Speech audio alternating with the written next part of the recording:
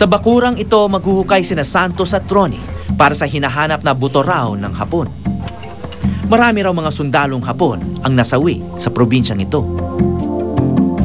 Yan yung traditional na ginagawa namin pag naghuhukay kami. Style ng ano yun, ng Japanese. Kaya ito parang uhaw sila kaya may tubig. Kaya kailangan namin na ano yan. Katapos sigarilyo dahil tagal na hindi naninigarilyo yan. Saka yung incense na palagi nilang sinisindihan.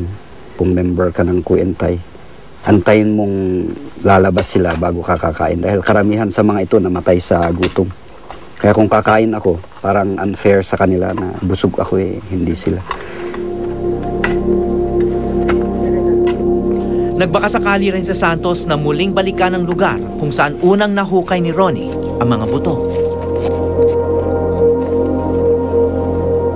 May pasta Yun yung talagang Hapon dahil wala namang nagpapasta nung araw dito Malapit na magdilim, ngunit wala pa rin ang bulto ng mga buto na kanilang inaasahan.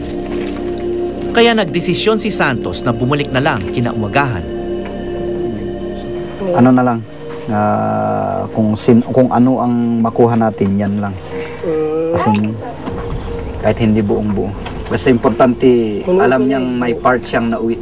Susunod yan sa espiritu niya.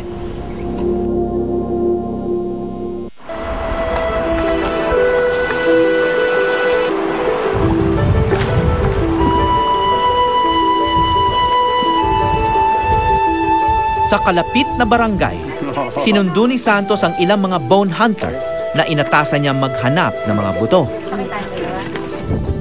Labor ang binabayaran daw ni Santos sa kanila at hindi dami o timbang ng mga buto.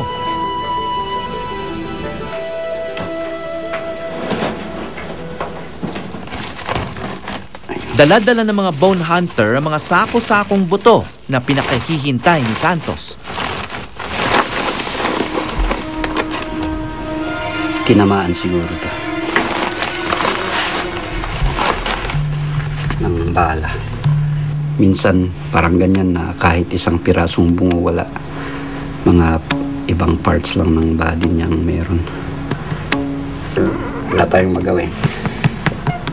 Kung yan ang naabutan, yan lang kukunin.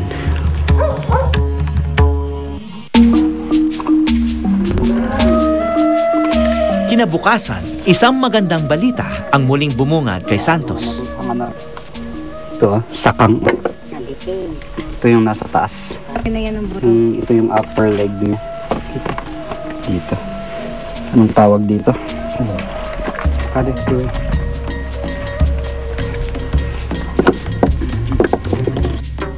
Si Joey ang kanang kamay ni Santos sa paghahanap ng mga buto. Siya yung assistant nung National Museum. So siya yung pwedeng magbilang doon.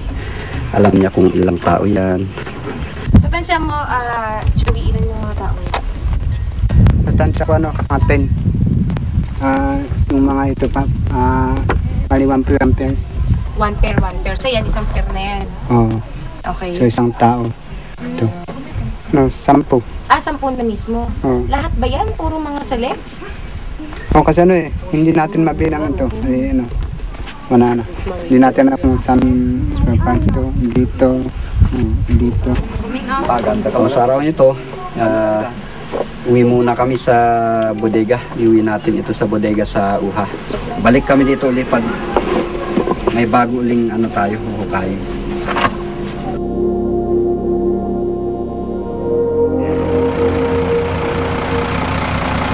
Nagpaumaga muna sila Santos sa may bayan dahil may landslide patungo sa kanilang barangay. Delikado. Kaya iwanan natin yung van dito. Tapos sakay tayo sa jeep, sa Willis.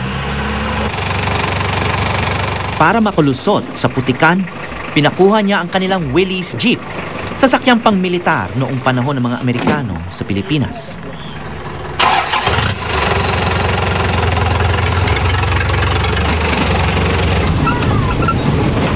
Tagal ng biyahe natin, parang ilang oras tulog tayo sa daan. Pero at last, dumating na yung mga buto dito sa bodega. Paano niyo, Joey? Nabalot na sila. Kaya siguradong masaya mga dahil nandito yung yung Buddha eh. Saka ito parang parang templo. Dito muna sa templo mananatili ang mga buto hanggang sa pagbilang at pagsunog nito sa Zambales.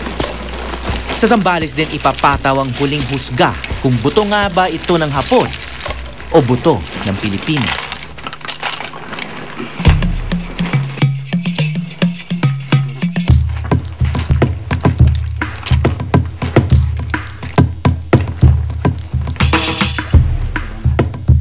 Kasabay sa binabalot ng mga buto, ang mga gamit pandigma na may mga sarili ring kwento.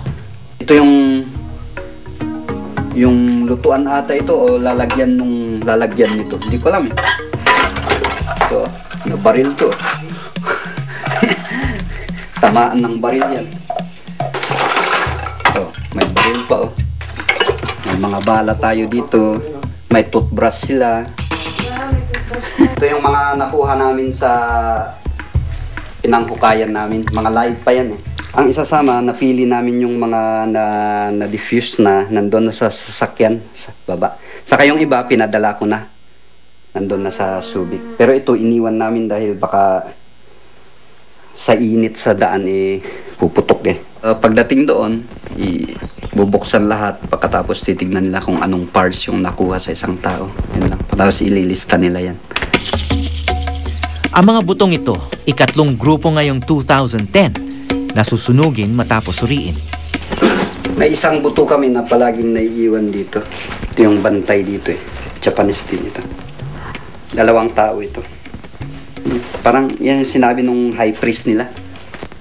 Kaya dito, ito na yung parang naiiwan sa templo.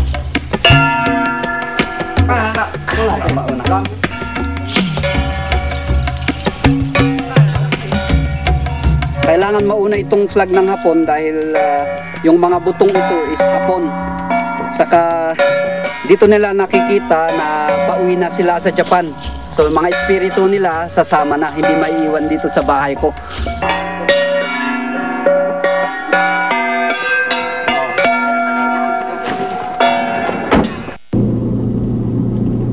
Walang panahong inaksaya ang grupo ni Santos at kaagad silang nagtungo sa Zambales.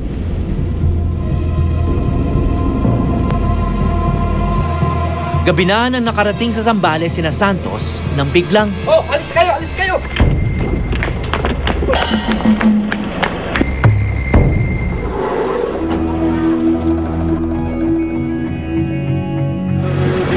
Bakit po kaya pagdating ng winter ride? Umiinit eh. Hindi na kaya. Kala ko kaya hanggang dito eh. Ilan po kaya yung pumutok, sir? Isa lang. Kaya tanggal namin yung yung palbura dahil nagsusunog na eh. kung natuloy sumabog ang granada, marami kaming napahamak at tiyak na lasog-lasog ang mga buto namin.